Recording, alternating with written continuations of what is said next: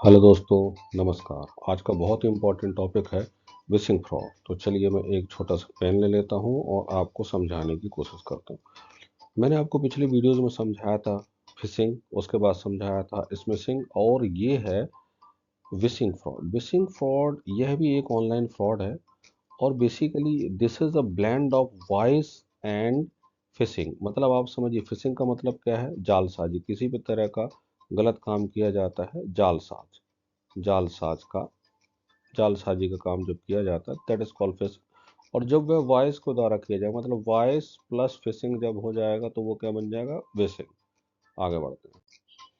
अब wishing fraud को पहले अपन अच्छे से समझ लेते हैं। विशिंग धोखाधड़ी एक प्रकार का साइबर क्राइम है जिसमें ठग ठग का मतलब होता है साइबर क्रिमिनल्स या स्कैमर्स, जो कि फ़ोन कॉल के माध्यम से आपको धोखा देने की कोशिश करते हैं। इसमें वो आपके बैंक, क्रेडिट कार्ड और विश्वसनीय संस्थान का प्रतिनिधि बनकर आपकी इंफॉर्मेशन को चुराने की कोशिश करते हैं। सरल भाषा में समझिए, आपको कॉल करके और आपकी ज़रूरी इंफॉर्मेशन लेते हैं और इस आधार पर वह फ्रॉड करते हैं। That is called wishing fraud. आगे बढ़ते हैं। अब ये समझते हैं हम कि विशिंग धोखाधड़ी काम कैसे करती है। देखिए, आप सबसे पहले तो जो ठग होता है, जिसको स्कैमर बोलते हैं या साइबर क्रिमिनल बोलते हैं, आम तौर पर आपको फ़ोन के जरिए संपर्क बनाते हैं और वो आपको डराने या दबाव डालने की कोशिश करते हैं। अब कैसे करते हैं कि आपका बैंक का खाता ब्लॉक कर दिया जाएगा और आपको बड़ी समस्या खड़ी हो जाएगी। तो आपको ये करना पड़ेगा। वो क्या क्या करना पड़ेगा? कह सकते हैं कि आप इसमें लिंक करिए, ये आप ये नंबर बता दीजिए, अपनी जानकारी दे दीजिए, अपना आधार कार्ड शेयर कर दीजिए, अपने बैंक की इन्फॉर्मेशन शेयर कर दीजिए। बहुत सारी इन्फॉर्मेशन आपसे मांग सकते हैं।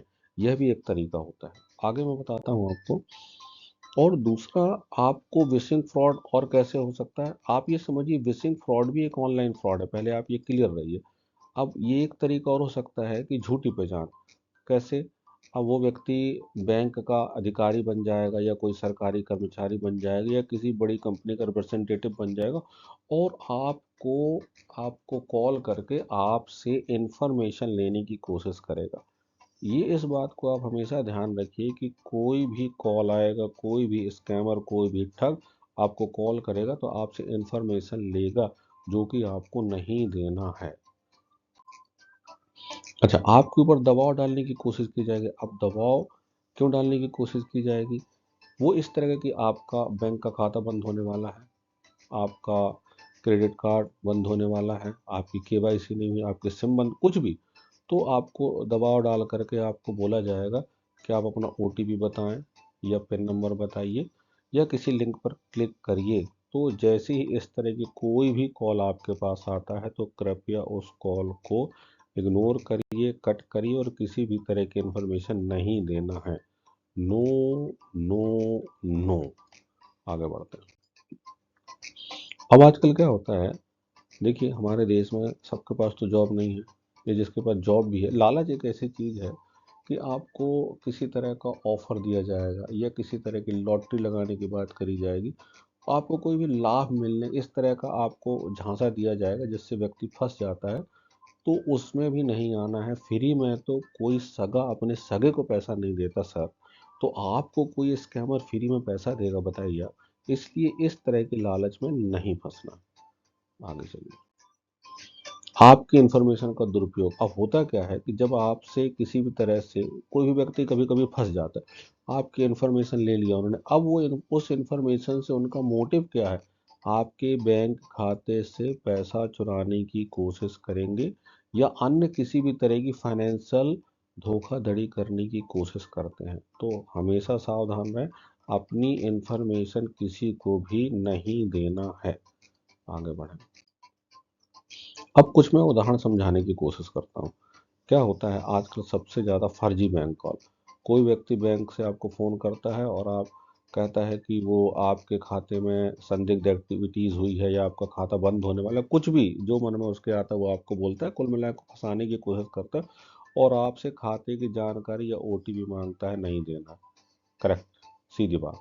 हम नहीं दे सकते, बंद कर दीजिए कॉल आप। अपडेट करने का, जहाँ से मैंने आपको पहले बताया, आपका क्रेडिट कार्ड है सर, आप उसको ऐसा कॉल आएगा कि आपका क्रेडिट कार्ड है सर अपडेट नहीं हुआ है, उसको अपडेट करना है, ब्लॉक हो गया है या ब्लॉक होने वाला है, तो हमको जानकारी चाहिए, नहीं देना है, आप मना कर दीजिए, सीधी बात। आगे बढ़ते हैं। फर्जी लॉटरी तो आम बात है। अब आजकल तो क्या है, जो भी कॉल आएगा या मैसेज आएगा, एसएमएस आता है, तो सीधे सीधे उसमें आपको ये इनाम मिल गया। बोले हमको ये इनाम नहीं चाहिए है, सीधी बात। आगे बढ़ते हैं। अच्छा, अब जो सबसे इम्पोर्टेंट मैं आपको बताने की कोशिश करता हूँ, इम्पोर्टेंट वो है कि धोखाधड़ी से बचा, ये विशिंग की जो धोखाधड़ी है उससे बचना कैसे। देखिए, सबसे पहला है, कोई भी अपरिचित कॉल, अगर वह आपसे कोई वित्तीय मतलब फाइनेंशियल मतलब बैंक संबंधी कोई भी जानकारी मांग रहा है, तो आपको नहीं देना है। आप समझ जाइए, स्कैमर या ठग के द्वारा कॉल किया जा रहा है। आपकी पर्सनल जानकारी मांगने की कोशिश की जा रही है, अगर आपसे, या किसी भी तरह का ओटीपी या पिन पासवर्ड कोई भी जानकारी ऐसे मांगने की कोशिश की जा रही है, तो नहीं देना है। आपको यह समझ जाना है कि यह गलत कॉल आ गया है आपके पास। आगे बढ़ते हैं। अगर कभी भी आपके पास ऐसे कॉल आते हैं, तो कॉल को आप सत्यापित कर सकते हैं। अगर आपको कभी संदेह होता है कि ये कॉल सही तो नहीं है कहीं, तो आप क्या कर सकते हैं, जिस भी विभाग से आया है, आप उस विभाग के आधिकारिक नंबर पर, हर विभाग के हर बैंक के ऑथराइज नंबर होते हैं, उससे आप संपर्क करिए, और संपर्क करके इस तरह की आपके पास जो भी कॉल है उसके बारे में बताएं, और फिर जब आप सुनिश्चित हो जाएं तभी आगे बढ़ें। आगे बढ़ते हैं। अलर्ट रहें। देखिए, सबसे बड़ी बात है, आपकी सतर्कता ही आपका बचाव है। आप अलर्ट रहेंगे तो आपके साथ कभी गलत नहीं हो सकता है। अच्छा, सबसे बड़ी बात यह है कि आपके ऊपर तुरंत कार्रवाई का दबाव भी आता है, तो सतर्क हो जाइए। जहां आपको जरा सा भी संदेह हो, आपको कॉल डिस्कनेक्ट कर देना है, दैट्स ऑल। अच्छा, अब आजकल क्या है कि विशिंग में एआई का उपयोग भी होने लगा है। एआई मतलब आर्टिफिशियल इंटेलिजेंस में आवाज़ का दुरुपयोग किया जाता है। तो यह भी बहुत सतर्क रहने की ज़रूरत है। यह नहीं कि आपके किसी परिचित की आवाज़ में कोई फ़ोन आ गया और आप तुरंत एक्टिव हो गए, नो। आप उसको भी अपने हिसाब से पहले जांच कीजिए, पुख्ता हुई हर तरह से वेरीफाई करिए, तब आगे बढ़िए। अब क्या होता है कि अगर मान के चले किसी तरह का फ्रॉड आता है, आपके फ़ोन पर आ रहा है, तो हर ज़िले में एक साइबर सेल होती है, आप उसको इमीडिएट लिखित में रिपोर्ट करें। करेक्ट। कानूनी उपाय, देखिए, भारत में साइबर क्राइम के लिए आईटी एक्ट है और आरबीआई की गाइडलाइंस है। इसके अलावा भी अन्य लॉज हैं, जो धोखाधड़ी होने पर या धोखाधड़ी ना हो इसके लिए भी बहुत से रूल्स हैं, उनको भी आप समझिए। और कभी कभी किसी के साथ गलत होता है, तो आप उनकी हेल्प करिए, और इसके लिए आपको आपके ज़िले के साइबर सेल या पुलिस विभाग के पास जाना पड़ेगा। अब एक मैं आपको पर्सनल सलाह दे रहा हूँ, अगर कोई आपको कहता है कि लॉटरी या इनाम का लालच देता, तो बड़े आश्चर्य की बात है। आप सोचिए, अगर आपने कोई लॉटरी खरीदी होगी, तो वो लॉटरी आपके पास उसकी कॉपी होगी, रसीद होगी, उसका नंबर होगा, कुछ तो होगा आपके पास, क्या ना ऐसी आपकी लॉटरी लग जाएगी। इसलिए अगर कभी भी ऐसा कोई कॉल आता है, तो उसको आप सीधे डिस्कनेक्ट कर दीजिए, नंबर ब्लॉक कर दीजिए, और दोबारा कॉल आता है तो फिर उसको डिस्कनेक्ट कर दीजिए, नंबर ब्लॉक कर दीजिए। अगर फिर आता है तो आपको पुलिस को सूचना देना है। दूसरा, अगर आपको कोई बैंक अकाउंट बंद करने की धमकी देता है, तो आप कहिए बड़े शौक से आप हमारा अकाउंट बंद कर दीजिए। करेक्ट। और आप क्या करेंगे, आप उसको किसी तरह की कोई भी इंफॉर्मेशन नहीं दीजिएगा। आप सीधे अपने बैंक विजिट करेंगे, अपने बैंक आप जाएंगे और बैंक से डिस्कस करेंगे, क्योंकि आपका सारी समस्या का समाधान जैसे ही अपने बैंक पहुंचेंगे वो हो जाएगा। और कोई भी बैंक आपको कॉल करके ये नहीं बोलेगा कि मैं आपका खाता बंद कर दूंगा। वो आपको बोलेगा, अगर कोई गड़बड़ है तो बोलेगा आप बैंक आ जाइए, आपसे फ़ोन पर इंफॉर्मेशन नहीं मांगेगा। करेक्ट। आगे बढ़ते हैं। अगर कोई, अब आजकल ये होता है कि आपकी सिम बंद कर दी जाएगी, तो बोले आप सिम बंद कर दीजिए। अगर आपके पास ऐसा कॉल आता है, बोले सिम बंद कर दीजिएगा, बोले कर दीजिए सर। आप क्या करेंगे, अगर आप पहले तो आपकी सिम बंद होगी ही नहीं, पर अगर मान लीजिए सिम बंद होती है, तो आप क्या करेंगे, जिस भी कंपनी के आप सिम लिए उसके आप ऑफिस विजिट करेंगे, और अगर कोई समस्या तो आप फेस टू फेस उसका समाधान करेंगे। लेकिन फ़ोन पर इंफॉर्मेशन नहीं देना है। आगे बढ़ते हैं।